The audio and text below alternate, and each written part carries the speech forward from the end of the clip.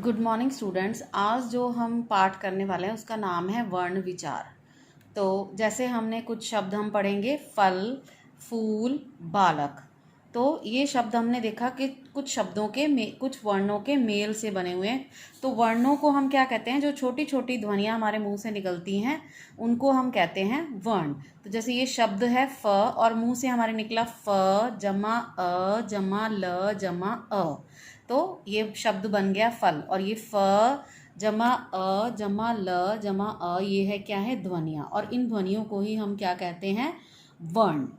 इसी प्रकार फूल फ उ ल जमा अ, बालक ब जमा आ जमा ल जमा अ जमा क जमा अ। तो बालक शब्द है और बा ये सब क्या है? इनको हम कहते हैं ध्वनियाँ या वर्ण। जो छोटी छोटी ध्वनियाँ हमारे मुंह से निकलती हैं उनको हम क्या कहते हैं? वर्ण। तो वर्णों के मेल से शब्द बन गया। इसी प्रकार बंदर है ब जमा अ जमा न जमा द जमा अ जमा अ र जमा अ, बंदर। तो बोलते समय जो हमारे मुंह से ध्वनियाँ निकलती हैं उनको हम लिखने के लिए कुछ चिन्हों का प्रयोग करते हैं। जैसे फ की शेप है, अ की शेप है, ल की शेप है, इनको हम कहते हैं चिन्ह। तो जिन चिन्हों का प्रयोग किया जाता है उसको हम कहते हैं वर्ण। तो बोलने के लिए जो छोटी छोटी ध्वनियाँ हमारे मुंह से निकलती हैं उनको हम कहते हैं वर्ण। और इसी प्रकार जो हिंदी भाषा में प्रयुक्त सबसे छोटी ध्वनि जो भाषा का शुरुआत है वो कहाँ से होती है? वर्ण से। तो वर्ण जो है वो भाषा की सबसे छोटी इकाई है। वे छोटी से छोटी ध्वनि जो हमारे मुंह से निकलती है और इसके टुकड़े नहीं हो सकते, उसको हम कहते हैं वर्ण। अब हम आते हैं वर्णमाला। वर्णमाला क्या है? वर्णमाला जो है वो जैसे हम ए बी सी डी को एक उसमें बोलते हैं ना, सीरीज़ में बोलते हैं, क्रमबद्ध तरीके से बोलते हैं, सीरियल ऑर्डर में बोलते हैं। तो इसी प्रकार जब हिंदी में भी वर्णों को क ख ग इस प्रकार जब हम सीरीज़ में बोलते हैं या सीरियल ऑर्डर में बोलते हैं उसको हम कहते हैं वर्णमाला। क्रमबद्ध, हाँ, जो क्रमबद्ध और व्यवस्थित मीन्स जो एडजस्टमेंट की जाती है, व्यवस्थित किया जाता है, सीरियल ऑर्डर में रखा जाता है, उसको हम कहते हैं वर्णमाला। जैसे ई उ री ए ओ औ अंग अगह, ये सब क्या हैं? ये हमारे वर्णमाला के स्वर हैं। तो हमारे पास टोटल स्वर कितने हैं? 11। और अंग अगह जो है ये अयोगवा है, ये स्वर से अतिरिक्त है, ये अतिरिक्त स्वर है आप कह सकते हो। उसी प्रकार जैसे क ख ग घ य च छ ज झ न ट ठ ड ढ ण त थ द ध न प फ ब भ म य र ल व श श स ह क्ष। और ये सब क्या है? हिंदी भाषा में 11 स्वर हैं और 33 व्यंजन है। इन सबको हम कहते हैं व्यंजन। और ये अतिरिक्त व्यंजन है, जैसे क्ष त्र ज्ञ श्र, ये हैं संयुक्त व्यंजन। और ये अढ़ अढ़, ये ड़ अढ़ औ ज और व, ये क्या है? आगत मीन्स ये दूसरी भाषा से हमारे भाषा में आई हैं, इनको हम आगत ध्वनियाँ कहते हैं। और ये क्ष त्र ज्ञ जो श्र है इसको हम क्या बोलते हैं? इनको संयुक्त व्यंजन बोलते हैं। बाकी अ से लेकर ह तक हमारे पास 44 टोटल वर्ण हो जाते हैं और जिनमें से 11 स्वर हैं और ये 33 जो हैं वो व्यंजन हैं हमारे। ठीक है। और क्ष त्र ज्ञ श्र ये हमारे संयुक्त व्यंजन हैं तो व्यंजन ही, लेकिन ये इसके अतिरिक्त व्यंजन हैं। और इसी तरह ढ़ अढ़ औ ज फ, ये भी आगत मीन्स ये दूसरी भाषा से हमारे भाषा में आए हैं। इसके बाद है अंग अनुस्वार अंगः विसर्ग कहलाते हैं। ठीक है। और ण ये पंचम वर्ण है, ये जो एंड में आते हैं इनको हम जो फिफ्थ आज क ख ग घ, ये 4 हो गए, जो फिफ्थ नंबर पे आता है य अण न प, इसको हम बोलते हैं पंचम वर्ण। और ड़ और अढ़ ये अन्य वर्ण है, इनसे कोई वह शब्द जो है वो शुरू नहीं होता पर ये बीच में आते हैं। जैसे सड़क, ठीक है, सड़क, पकड़, तो ये इनसे शुरू नहीं होता, बीच में आते हैं, ये आखिर में आते हैं। ठीक है। जैसे कि दृढ़, अढ़ आ गया तो ये शुरू में नहीं आएगा, ये पीछे आ सकता है। उसी तरह पढ़ाई, इसी औ ज फ दूसरी भाषा से आई हुई ध्वनियाँ हैं। अंगः अनुनासिक है, चंद्र बिंदु जिसमें लगता है, और इसमें बिंदी होती है, एक बिंदी, तो अनुस्वार, और अगर चंद्र बिंदु लगेगा तो उसको हम कहते हैं अनुनासिक स्वर। इसी प्रकार हमने बताया, जैसे मैंने आपको बताया कि क्ष त्र ज्ञ श्र जो है ये वो संयुक्त व्यंजन है और इनको हम संयुक्त अक्षर भी, मतलब 2 व्यंजनों के मेल से बनते हैं। जैसे क्ष जो है उसमें क और श है, और त्र में त और र दो दो व्यंजनों का मेल है ना, इसीलिए इसको कहते हैं संयुक्त व्यंजन। मीन्स एक से अधिक व्यंजन के मिलने से जो व्यंजन बनता है उसको हम कहते हैं संयुक्त व्यंजन। जैसे ज्ञ है, ज और ञ बनने से ज्ञानी, श्र, श और र से, ठीक है। तो इनको हम कहते हैं संयुक्त व्यंजन, क्योंकि ये एक से अधिक व्यंजन से मिलकर बने हैं। इसके बाद है वर्ण के भेद।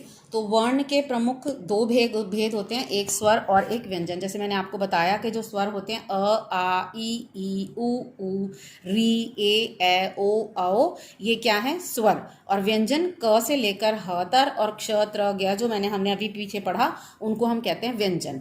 तो स्वर जो हैं, स्वर वे वर्ण होते हैं जो अपने आप में स्वतंत्र होते हैं। इन्हें बोलते समय मुख से निकलने वाली वायु बिना किसी रुकावट के बाहर निकलती है।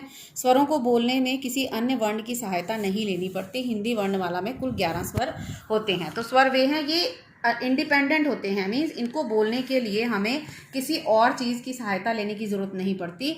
हम ये अपने आप ही हमारे मुख से निकल जाता है। जैसे अ, आ, ई, इनको बोलते समय हमें किसी और वर्ण की सहायता नहीं लेनी पड़ती, इंडिपेंडेंट है, तो इनको हम स्वर कहते हैं। और ये कुल 11 है, अ से लेकर औ तक जो हैं 11 स्वर हैं हमारे पास। स्वर के 3 भेद होते हैं, ह्रस्व और पहला है ह्रस्व स्वर, दीर्घ स्वर और प्लुत स्वर। ह्रस्व स्वर क्या है, इनके उच्चारण में सबसे कम समय लगता है, जो बहुत ही जल्दी बोले जाते हैं, कम समय लेते हैं, उनको हम कहते हैं ह्रस्व स्वर। जैसे अ, ई, उ और री, ये कम टाइम में बोले जाते हैं, इनको हम ह्रस्व, मीन्स जो ज़्यादा समय नहीं लेते बोलते समय। दीर्घ स्वर जो हैं उनके ह्रस्व स्वरों से ज़्यादा समय लगता है। जैसे आ, ई, उ, ए, ओ, औ। तो जब हम इनको बोलते हैं तो इनको बोलने में हमें थोड़ा समय लगता है, मतलब ह्रस्व स्वर से ज़्यादा समय लगता है, तो इनको हम कहते हैं दीर्घ स्वर। और ये 4 हैं संख्या में, ये 7 हैं।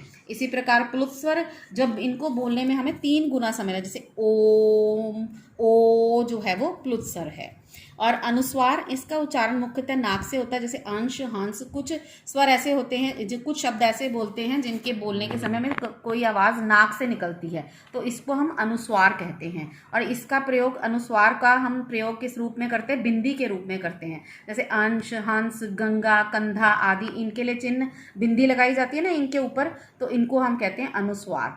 और अनुनासिक, ऐसे शब्दों के जिनके नाक और मुंह दोनों से होता है, जैसे अंगूठी, और इसके लिए हम चंद्र बिंदु का प्रयोग करते हैं। और बोलते समय हवा जो है वो नाक से भी निकलती है और मुंह से भी निकलती है, उनको हम कहते हैं अनुनासिक। तो अनुनासिक में हम चंद्र बिंदु का प्रयोग करते हैं, जैसे अंगूठी, हंस, गंवार आदि ऐसे शब्द हैं। जैसे 5, चांद और कई शब्द है ना, इनमें चंद्र बिंदु लगते हैं, तो इनको अनुनासिक कहते हैं। और इसी तरह अनुस्वार में जैसे मंदिर, बंदर, इनमें बिंदी का प्रयोग होता है, इनको हम इनको अनुस्वार कहते हैं। इसी प्रकार विसर्ग, जब ह के रूप में, जैसे प्रातः, प्रायः, अतः, और जब शब्द बोलने के बाद ह की आवाज़ आए, उसको हम विसर्ग, ये 2 बिंदु लगाकर प्रेजेंट करते हैं, और इसको हम कहते हैं, ह की आवाज़ आती है और इसको हम कहते हैं विसर्ग। जैसे प्रातः, प्रायः, अतः, ऐसे होते हैं शब्द, इनको विसर्ग कहा जाता है। उसके बाद हम आते हैं व्यंजन। और व्यंजन जो है वो स्वतंत्र नहीं होते, इनको बोलते समय मुख से निकलने वाली वायु किसी न किसी स्थान पर अवश्य रुकती है।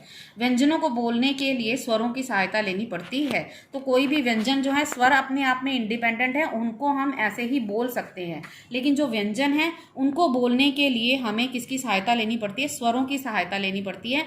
हम कोई भी व्यंजन बिना स्वर की सहायता से नहीं बोलेंगे, और यदि हम उनमें स्वर नहीं लगाएंगे तो वो आधे हो जाएंगे। अब है व्यंजन में अतिरिक्त सामान्य रूप पट नहीं होनी चाहिए। व्यंजनों के सामान्य रूप के अतिरिक्त हम उनका 2 अन्य रूपों से भी प्रयोग करते हैं, जैसे संयुक्त व्यंजन और द्वित्व व्यंजन। संयुक्त व्यंजन, जैसे मैंने आपको बताया कि जो है व्यंजन, जब हम एक से अधिक व्यंजन प्रयोग होता है, एक व्यंजन को बोलने के लिए जब एक से अधिक व्यंजन का प्रयोग होता है, उनको हम कहते हैं संयुक्त व्यंजन। जैसे क्ष, त्र, ज्ञ, श्र, ये क्या है, संयुक्त व्यंजन है। इनके अलावा भी हैं श और य से, जैसे अवश्य, स्त, पुस्तक, न्य, अन्य, व्यय, द्रव्य, व्यक्ति, त्य, त्यागी, प्य, प्यासा, च और छ, अच्छा, स्वामी, त और आधा त और थ। मतलब अब हमने देखा इसमें एक व्यंजन है वो आधा है, दूसरा पूरा है। एक व्यंजन आधा, दूसरा पूरा है, मतलब एक व्यंजन के साथ स्वर है और एक व्यंजन के साथ स्वर नहीं है। तो जब ऐसे शब्दों, ऐसे व्यंजनों के मेल से जो व्यंजन बनते हैं उनको भी हम संयुक्त व्यंजन कहते हैं। ठीक है। और उसके बाद है द्वित्व व्यंजन। द्वित्व होते हैं जब दोनों व्यंजन एक साथ बोले जाते, दो व्यंजन एक साथ एक जैसे होते हैं, जैसे कि एक आधा और एक पूरा। जैसे ये हमने बोला शब्द कच्चा, तो हमने इसमें देखा कि एक आधा है, एक पूरा है। इसी प्रकार हम बोलते हैं पक्का, पक्का में आधा क है, फिर पूरा क है। पत्ता, पत्ता जैसे हमने बोला आधा, जैसे ये देखो गद्दा, द आधा, एक द आधा, एक द पूरा, लेकिन दोनों सेम है द ही, लेकिन एक आधा एक पूरा। इसी तरह बिल्ली, आधा ल पूरा ल, आधा त पूरा त, पत्ता। चक्की, आधा क पूरा क। ठीक है। तो इनको हम बोलते हैं द्वित्व व्यंजन। उसके बाद आती हैं मात्राएं। तो मात्राएं जो हैं व्यंजन के साथ स्वरों का जो रूप चिन्ह के रूप में प्रयोग किया जाता है, स्वर को हम एज इट इज किसी भी व्यंजन के साथ नहीं लगाते, उनके कुछ स्वरों के चिन्ह प्रयोग किए जाते हैं, उनको हम मात्रा कहते हैं। प्रत्येक स्वर की अपनी एक मात्रा होती है। हिंदी वर्णमाला में प्रत्येक व्यंजन में सामान्यतः अ स्वर मिला रहता है, अतः इसकी अलग से कोई भी मात्रा नहीं होती। और व्यंजन होते हैं जिनमें अ स्वर लगा होता है, अ की कोई मात्रा नहीं होती, लेकिन उसमें लगा जरूर होता है। जैसे हमारे पास स्वर है अ, इसकी कोई मात्रा चिन्ह नहीं है, लेकिन क म ल कमल, अनार। ठीक है। और आ का आ की मात्रा है ये डंडी, डंडी, डंडी क्यों, डंडी ठीक है। ओके। जैसे आ की मात्रा में डंडी के रूप, डंडी है। और फिर जैसे शब्द हैं कान, आम। इसी तरह छोटी ई के लिए हम ये मात्रा प्रयोग करते हैं, जैसे किताब, इमली। बड़ी ई की ये मात्रा, फिर कील, ईख। ऊ, छोटा ऊ, ये मात्रा यूज की जाती है, उसके लिए ये चिन्ह प्रयोग किया जाता है, जैसे कुत्ता, उल्लू। और इसी प्रकार छोटा बड़ा ऊ के साथ ये वाली मात्रा। और कूप, ऊन। री के पैर में लगी होती है, जैसे कृषक और ऋषि। और ए की एक ऊपर लगाते हम, फिर केला, एड़ी। और ए के लिए डबल प्रयोग होता है, कैपी, ऐनक। ओ की एक इस तरह ये मात्रा है। और कोट, ओखली। औ की डबल हो जाती है, कौवा, औरत। इसके बाद है अनुस्वार, अनुनासिक एवं विसर्ग का प्रयोग भी मात्रा के रूप में किया जाता है। जैसे अंग, मैंने आपको पहले बताया कि देखो ऊपर बिंदी लगती है, इसको अनुस्वार की बिंदी, जैसे हंस, अंगूर, तो इसको भी हम मात्रा मानकर चलते हैं। जैसे मंदिर, और भी शब्द हैं जैसे मंदिर है ना, बंदर, उनमें बिंदी लगती है और ये अनुस्वार। अंग फिर जिसमें बिंदी, चंद्र बिंदु का प्रयोग किया जाता है, चंद्र बिंदु, अंगूठी, हंस। पाँच, आँख, इन शब्दों में चंद्र बिंदु का प्रयोग किया जाता है, उनको हम क्या कहते हैं, अनुनासिक। ये है अह, दो बिंदियां लगती हैं वर्ड के पीछे, और ह के रूप में इसका उच्चारण होता है, जैसे प्रातः, प्रायः, अतः। और र के साथ जब ऊ और ऊ की मात्रा लगाई जाती है, र के बीच में, ये जब छोटा ऊ है तो इस प्रकार से रुचि, सुचारू। आपने देखा र के साथ जो मात्रा थोड़ी सी लगी हुई है, और इसको हम कहते हैं छोटे ऊ की मात्रा। र को इस प्रकार मात्रा लगाई जाती है ऊ की। और बड़े ऊ की मात्रा तो रूप, स्वरूप, गंवार, गंवारू, रूढ़। ठीक है। तो ये र के जब हम र को ऊ और ऊ की मात्रा लगती है तो इस प्रकार लगाई जाती है। देन र को अलग अलग प्रकार से यूज किया जाता है, उसका प्रयोग, जैसे तीर, वर्षा, प्रणाम, ट्रक। तो आपने देखा र की आवाज आ रही है, लेकिन उसका स्वरूप जो है, उसका रूप बदल जाता है। यहाँ पर र पूरा है, यहाँ पर र ऊपर चला गया, यहाँ र नीचे आ गया, यहाँ पर भी नीचे। तो किस प्रकार यूज होता है, स्वर सहित र अपने स्वतंत्र, अगर स्वर सहित है मीन्स अगर र पूरा है, र के साथ स्वर लगा हुआ है, तो वो अपने रूप में ही प्रयोग होगा। र जैसे हम र लिखते हैं उसी प्रकार हम, जैसे रत्न, कर, भारत आदि। और जब र स्वर रहित होगा मीन्स उसके साथ कोई स्वर नहीं लगा होगा, तो वो ऊपर चला जाएगा। जैसे कर्म, क आधा र, फिर म, तो म जुग के ऊपर र, अगर ये आधा है तो इसके साथ कोई स्वर नहीं लगा हुआ, तो जो र है वो ऊपर चला जाएगा, अगले अक्षर, अगले व्यंजन से ऊपर चला जाएगा। फिर जब र खड़ी पाई वाले स्वर रहित व्यंजन के साथ जुड़ता है, खड़ी पाई मीन्स जैसे क लिखते हैं हम, म और प, और इनके पैर में जब र, यहाँ पर र के साथ स्वर लगा हुआ है, लेकिन जिस व्यंजन के साथ ये र लगेगा उसको स्वर नहीं लगा हुआ, मतलब वो आधा है। जैसे क, ये क आधा र पूरा म क्रम, तो ये र पैर में, जब र पूरा है तो र पैर में आ गया। इसी प्रकार प्रश्न, यहाँ प आधा है र पूरा है तो पैर में आ गया, द आधा द के पैर में र। इसी प्रकार जब ट ठ ढ और ढ, ट ठ ड ढ के साथ, इन व्यंजनों के साथ जब ये लगता है तो ये थोड़ा सा इस प्रकार लगाया जाता है। जैसे हम देखें ट्रक को लगा हुआ है, ट को लगा हुआ है ना, ट्राम, ड्रम, और इस प्रकार से र का प्रयोग उस तब इन व्यंजनों के साथ र का प्रयोग इस प्रकार होता है। जिस प्रकार राकेश अपने पेंसिल बॉक्स में से सभी वस्तुएं निकालकर अलग अलग रख रहा है, वैसे ही जब हम शब्दों और कोई वर्णों को अलग अलग करके रखते हैं तो वर्ण विच्छेद कहलाता है। मतलब कि जिस प्रकार ये अपनी सामान अलग अलग करके रख रहा है, उसी प्रकार जब हम व्यंजन में व्यंजन और स्वर को अलग अलग करेंगे तो उसको हम कहते हैं वर्ण विच्छेद। वर्णों को अलग, विच्छेद मतलब अलग अलग करना, वर्णों को अलग अलग करना की प्रक्रिया जो है वो वर्ण विच्छेद कहलाती है। जैसे शब्द है कमल, अब इसमें क्या लगा है, क, व्यंजन जो है वो क को मात्रा कौन सी लगी है, मतलब अ स्वर लगा। इसी प्रकार म के साथ स्वर कौन सा है, ल के साथ स्वर कौन सा है, इनको जब हम स्वर, व्यंजन और स्वर को अलग अलग करेंगे उसको हम कहते हैं वर्ण विच्छेद। इसी प्रकार किताब है, क को स्वर ई, त के साथ कौन सा स्वर है, आ, और इसी प्रकार ब के साथ कौन सा स्वर है, अ। घंटी, घ अ अण ट और ई, ण पंचम वर्ण क्योंकि बिंदी लगी हुई है।